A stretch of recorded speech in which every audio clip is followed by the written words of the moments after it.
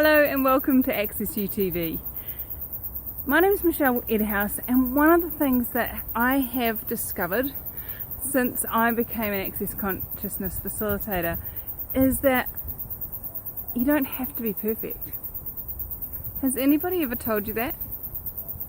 If they have, did you believe them? It's one of the things that my life has always been striving to be perfect in my own eyes. And I don't know if I ever actually defined what perfect was. And that's the really funny thing. When you're striving for a target that you don't actually know what it is, can you ever achieve it? And if you don't achieve your targets, what does that make you? In my eyes, I was wrong. Bad, terrible for not achieving my target, for not achieving the perfection that I defined was my target. Yet I hadn't actually defined what that perfection actually was. I wanted to be the perfect mum. I wanted to be the perfect wife. I wanted to be the perfect employee. I wanted to be the perfect entrepreneur. I wanted to be the perfect employer. I wanted to be the perfect employee. And yet what that actually was never defined. I could never actually achieve it because I never actually knew what it was.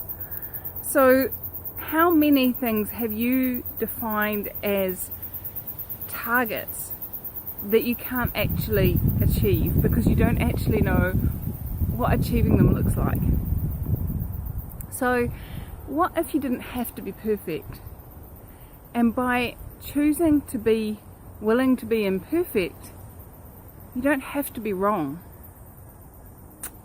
Now, Glenn and I did a teleseries, going back a few years now, 2014, about what if you're not wrong. And in that teleseries, we covered a whole heap of different topics, from bodies to parenting to money to just you being you and not being wrong. And what I found out about myself during that series was how much I was making myself wrong, how much I had decided and concluded that I was wrong no matter what I did. Even if I achieved my targets, even if I had set a target that I could actually achieve and I achieved it, I was still wrong somehow. I had to be, because inherently my point of view was that I'm wrong. Now, how many of you have that? How many of you bought that from somebody else?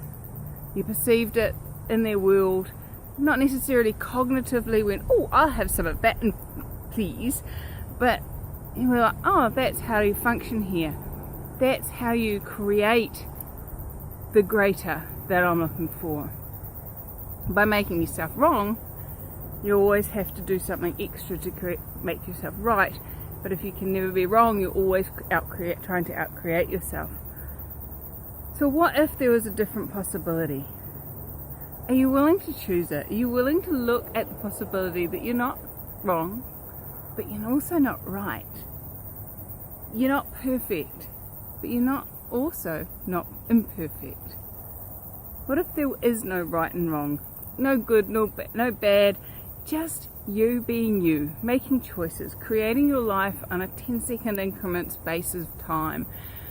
Now, you being you can also be so different in any 10 seconds. It can be you being angry.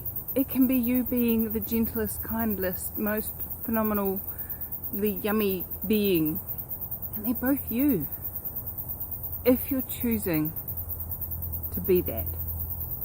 So, what if you being you?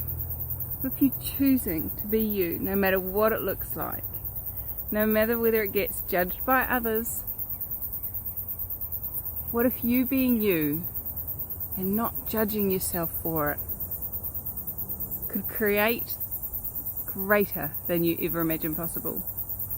So I dare you to start asking, what if I'm not wrong here? What else am I aware of? What else am I capable of? What else is possible? And how does it get any better than this? So come join me, come play. I've got classes coming up. I have private sessions available. I've been on the amazing Moments of Magic Tele Summit today, and you know, there's so much possible on this planet. You choose to spend a moment more of it making yourself wrong. For what reason? Thanks for joining me here at Access UTV. What else is possible if you were being you? Cheers.